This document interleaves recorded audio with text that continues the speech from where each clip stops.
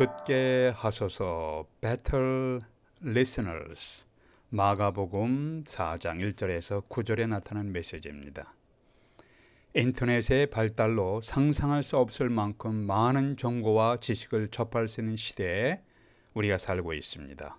수많은 사람들이 복음의 진리에 대해 들을 수 있고 성경 설교를 쉽게 접촉할 수 있으며 들을 수 있는 그런 여건에 있습니다.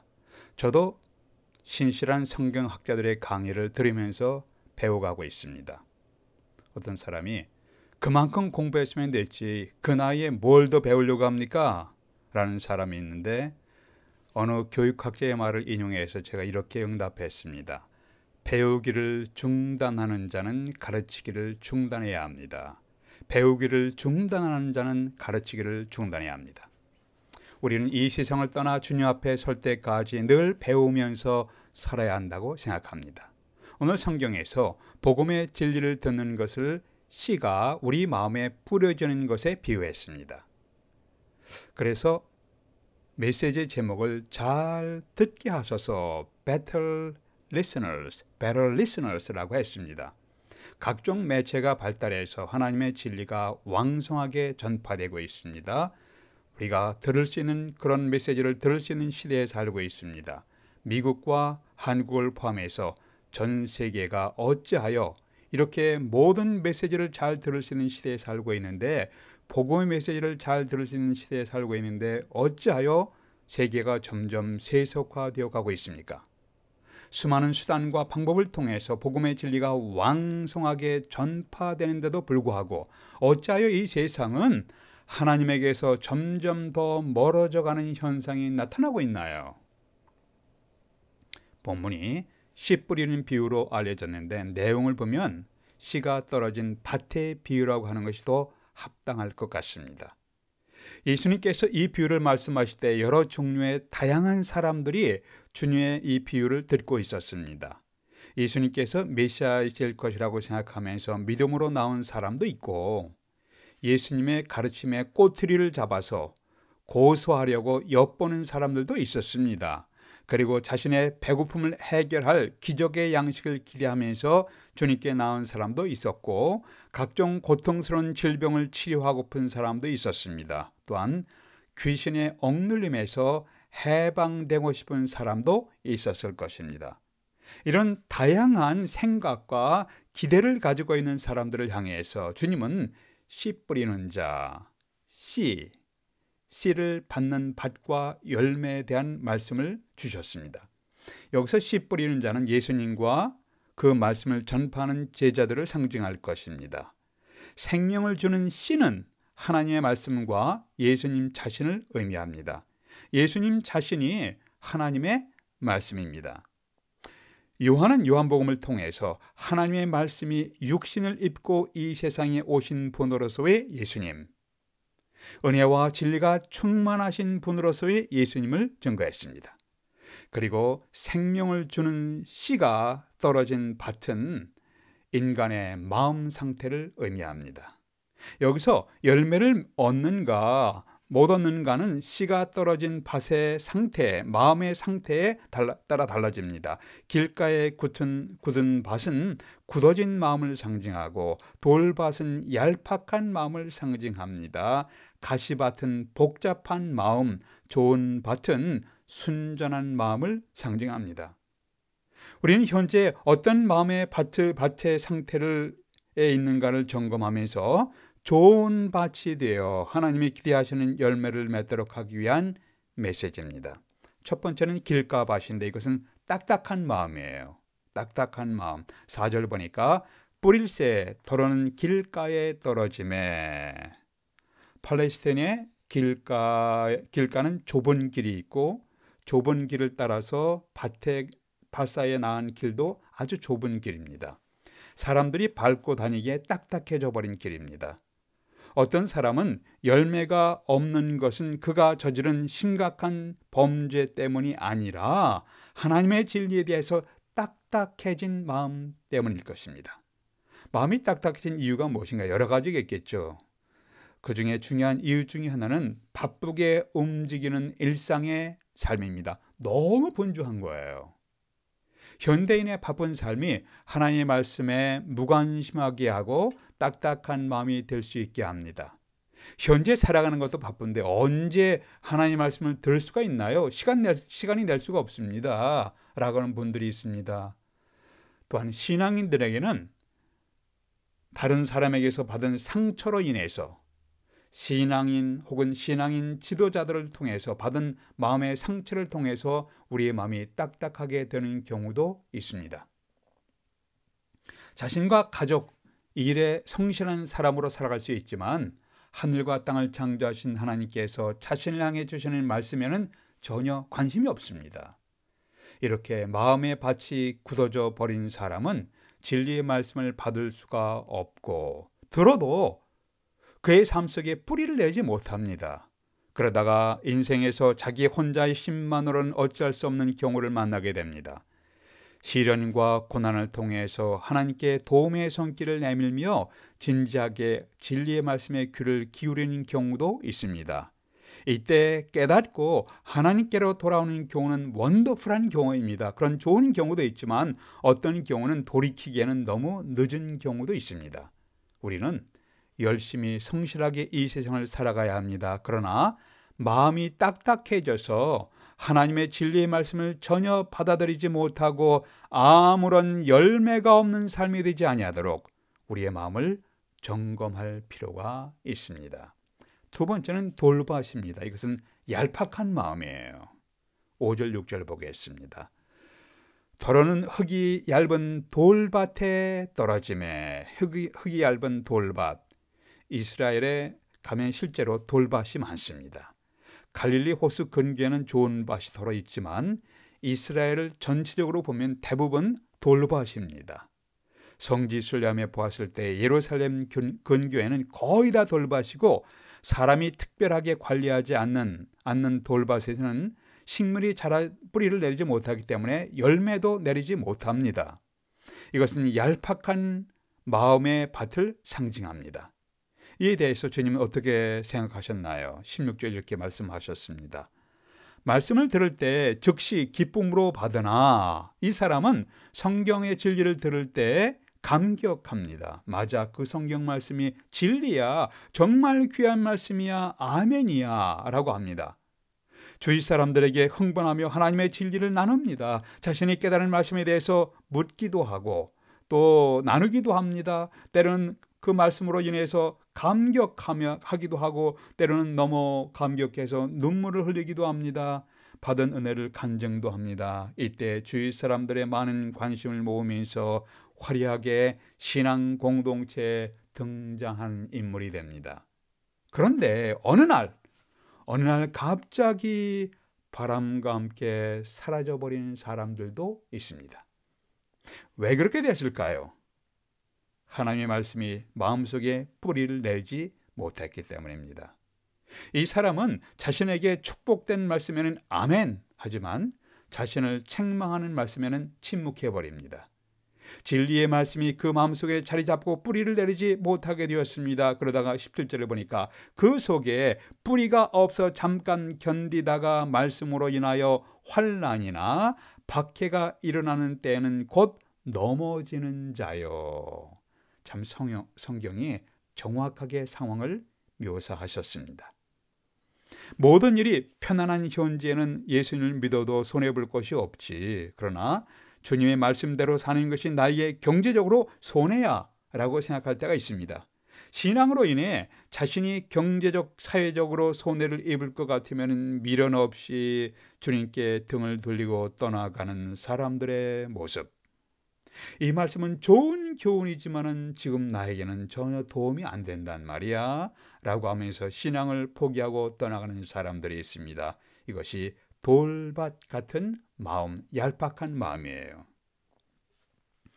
C.S. 루이스의 스크루 테이프의 편지라는 책에서 삼촌 마귀하고 조카 마귀가 나옵니다. 그러니까 삼촌 마귀가 조카 마귀에게 쓴 편지문의 형식인데 매우 재미있게 썼습니다. 여기서 마귀의 전략이 잘 나타나고 있는데 이렇게 진행되고 있습니다. 어느 날 사회적으로 존경받는 영국의 한 노신사가 도서관에서 책을 읽다가 기독교 서적을 하나 손에 잡습니다. 그 책을 읽다가 큰 감동을 받아요. 맞아. 나도 이제 제대로 신앙생활을 해봐야지. 내 인생이 얼마 남지 않았는데 하나님 앞에 나아갈 준비를 해야지. 그는 새로운 도전을 받고 자기 삶을 진지하게 새롭게 살기를 고민하기 시작합니다. 이러한 생각은 인생을 변화시킬 수 있는 중요한 생각이었습니다. 이렇게 생각하고 있는데 갑자기 머릿속에 우선 밥이나 먹고 생각해 봐야지 라고 합니다. 그래서 식당에 갑니다. 밥을 먹기 시작합니다. 밥을 먹다 보니까 여러 생각들이 오고 합니다. 인생이란 다 그런 건데 내가 뭐 특별한 사람인가? 이 나이에 무엇을 바꾸려는가? 이런 생각이 스치면서 아무 일도 없었던 것처럼 버스를 타고 집으로 돌아옵니다. 그때 악마는 버스를 타고 돌아가는 노신사 뒤에서 회심의 미소를 짓는다는 이야기입니다. 우리가 성경 공부 모임이나 예배 드리면서 진리의 메시지를 듣고 받을 때 마음으로 맞아, 나도 그렇게 살아야지 라고 생각합니다. 그런데 성경 공부나 예배가 끝나면 이런 생각을 하게 됩니다. 내가 뭐 특별한 사람인가? 사람들을 만나서 서로 안부를 물어보고 친교하다 가면 되는 거지 뭐 그게 인생이야, 이렇게 생각합니다. 그러면서 아무 일도 일어나지 않은 것처럼 차를 타고 떠날 때 이 사람의 뒤에서 회심의 미소를 짓고 있는 악마의 모습을 상상해 보십시오. 악마는 뿌려진 말씀이 내 마음속에서 성장하지 못하게 방해를 하고 있습니다. 내 마음밭이 마음밭에 부정적인 생각을 집어넣어서 열매를 맺지 못하게 합니다. 하나님의 진리가 내 마음속에 깊이 뿌리를 내렸는지 우리는 점검하면서 살아야 합니다. 세 번째는 가시밭입니다. 이것은 복잡한 마음이에요. 7절에 보니까 더러는 가시떨기에 떨어지매. 이 가시떨기 밭은 복잡한 마음을 상징합니다. 이 밭에 떨어진 씨에서 싹이 나오고 줄기가 자랍니다. 그러나 가시떨기 줄기에 막혀서 씨가 정상적으로 자라질 못하는 거예요. 이 사람은 하나님의 말씀에 대한 관심도 있습니다. 열정도 있는 사람입니다. 그런데 이 사람이 성장하며 열매를 맺지 못하는 이유가 무엇인가요? 19절 보니까 세상의 염려와 재물의 유혹과 기타 욕심이 들어와 말씀을 막아서 결실하지 못하게 되는 자요라고 설명했습니다. 이 땅의 모든 사람들이 어느 정도 염려거리를 갖고 있습니다. 그러나 이 사람은 염려거리가 너무 많아요. 그래서 마음속에서 하나님의 진리가 성장하지 못하는 거예요. 이 땅에서 재물에 대한 유혹이 전혀 유혹을 받지 않는 사람은 없을 겁니다. 그러나 이 사람은 재물에 대한 욕심이 너무 커서 하나님의 말씀이 마음속에 자리 잡을 여유가 없습니다. 우리 이 땅에 살아가면서 재물이 필요합니다. 뭐니 해도 머니가 제일이야 라고들 합니다. 그러나 너무 지나치게 재물의 욕심에 몰두하다 보니까 재물이 나의 인생의 중심이 됩니다. 내 인생의 안전 보장 행복이 재물이 보장할 것으로 생각합니다. 이 사람의 마음속에 재물이 자기 인생을 주관하시는 하나님의 자리에 떡하니 앉아있게 됩니다. 우리에게 재물이 필요하지만 재물의 종으로 전락하면서 우리 삶은 열매 없는 삶이 되며 훗날 하나님 앞에 아무런 의미와 가치가 사라진 허무한 인생을 살아가게 됩니다. 사도 바울의 친구 중에 비극적 인생의 모습을 보인 사람이 있습니다. 디모데후서 4장 10절에 보니까 데마는 이 세상을 사랑하여 나를 버리고 데살로니가로 갔고, 이 세상의 것들을 사랑하고 이 세상의 향락을 즐기기 위해서 하나님에 대한 신앙을 버리고 세상을 향하여 떠나간 사람인, 잠시 자신의 탐욕을 만족시키기 위해서 영원하신 하나님을 버리고 떠나간 자는 어리석은 자입니다. 우리 마음에 가시밭같이 잡다한 탐욕과 염려들로 가득 찬지 않은지, 그래서 진리의 말씀이 자리 잡지 못한 상태인지 우리 자신의 마음밭을 점검해 보셔야 합니다. 네 번째는 좋은 밭입니다. 이것은 순전한 마음이에요. 순전한 마음. 8절 보니까 더러는 좋은 밭에 떨어지매, 20절에 주님이 이렇게 설명하셨습니다. 좋은 땅에 뿌려졌다는 것은 곧 말씀을 듣고 받아 30배, 60배, 100배의 결실을 하는 자니라. 여기서 주목할 단어가 듣고 받아입니다. 이 사람은 진리의 말씀을 들었습니다. 받았습니다. 받았다는 것은 무슨 의미가 있는가요? 똑같은 씨 뿌리는 비유를 말씀하는 누가복음에서는 좋은 땅에 있다는 것은 착하고 좋은 마음으로 말씀을 듣고 지키어 인내로 결실하는 자니라. 결실하는 자니라. 누가복음 8장 15절이에요. 여기서 말씀을 받고 지키는 것을 강조했습니다. 나는 들은 진리의 말씀을 받고 지키기 위해서 인내하며 애쓰는 모습이 나에게 있는가? 그 말씀으로 인하여 그 말씀대로 살아가기 위해서 고민하며 애쓰는 모습이 우리에게 있는가? 질문해 보십시오. 여기까지 와야 하나님께서 기대하시는 열매를 맺기 시작하게 됩니다. 사도 바울이 칭찬한 데살로니가 교회의 교인들은 어땠는가? 데살로니가전서 2장 13절에 보니까 너희가 우리에게 들은 바 하나님의 말씀을 받을 때에 사람의 말로 받지 아니하고 하나님의 말씀으로 받음이니 진실로 그러하다. 이 말씀이 또한 너희 믿는 자 속에서 역사하느니라.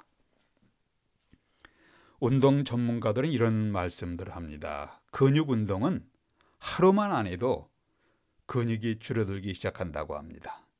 몇 년 동안 맹훈련으로 키워놓은 근육도 2달만 운동을 하지 아니하면 퇴화해 버리는데 이를 근육 퇴화의 법칙이라고 합니다. 우리의 영적 근육도 사용하지 않으면 점점 딱딱해집니다. 성경에 계시는 하나님의 말씀을 들을 때 전혀 반응하지 않으면 우리의 마음이 반응할 탄력을 잃어버리게 되는 거예요. 히브리서 10장 26절은 이렇게 말씀하고 있습니다. 만일 우리가 진리의 말씀을 받은 후에 의도적으로 계속해서 범죄하게 되면 그 죄를 용서받는 제사는 없어지게 될 것입니다. 이 메시지를 조금 더 제가 풀어서 보겠습니다. 우리가 하나님의 말씀을 듣는데도 불구하고 그 들은 말씀에 반응하기를 의도적으로 거부하고 deliberately 거부하고 계속적으로 거절한다면 continuously 거절한다면 여기서 중요한 단어가 의도적으로 deliberately 의도적으로 거부합니다. 계속해서 continuously 거절한다면 우리의 마음은 점점 굳어져 버리게 될 것이고 나중에는 반응할 탄력을 상실하게 될 것입니다. 그런 의미예요. 그래서 우리 마음밭을 규칙적으로 정기적으로 가꾸며 살아야 합니다. 주님은 들을 귀 있는 자는 들으라 라고 외치셨습니다. 현재 나의 마음밭은 어떤 상태인가? 너무 분주하기에 너무 상처가 깊기에 하나님의 뜻을 생각할 여유가 없는 딱딱한 마음이 되었는가? 신앙으로 인하여 일상의 삶에 손해를 보게 되면 미련 없이 주님을 떠나가는 얄팍한 마음인가? 일상의 삶에서 온갖 탐욕과 염려로 인하여 하나님의 말씀이 진리의 말씀이 자리잡지 못하게 되는 복잡한 마음인가? 아니면 하나님의 진리를 기뻐하면서 그 진리에 따라 살려고 애쓰는 순전한 마음인가? 우리 마음밭을 점검하면서 선택과 결단에 따라서 우리의 영원한 미래가 달라지게 될 것입니다. 하나님 앞에서 여러분은 어떤 인생을 맺으며 살아가고 있는지 자신을 점검해 보십시오. 기도하겠습니다. 아버지 하나님, 저희의 마음이 좋은 밭이 되기를 소망합니다. 규칙적으로 저희의 마음밭의 상태를 점검하면서 진리의 말씀으로 인하여 진리로 인하여 즐거워하는 마음을 주시옵소서. 하나님의 진리로 인하여 기뻐하는 마음을 주시옵소서. 빛을 어둠이라 하고 어둠을 빛이라고 하며 거짓을 진리라고 하면서 진리를 거짓이라고 왜곡하는 시대에 저희들이 살고 있습니다. 부끄러워야 할 행동을 오히려 자랑스럽게 생각하면서 양심이 마비된 사람들의 모습. 저희들에게 진리를 분별하면서 지혜롭게 살아갈 수 있도록 하나님 인도해 주시옵소서. 우리 주 예수 그리스도의 이름으로 기도하옵나이다. 아멘.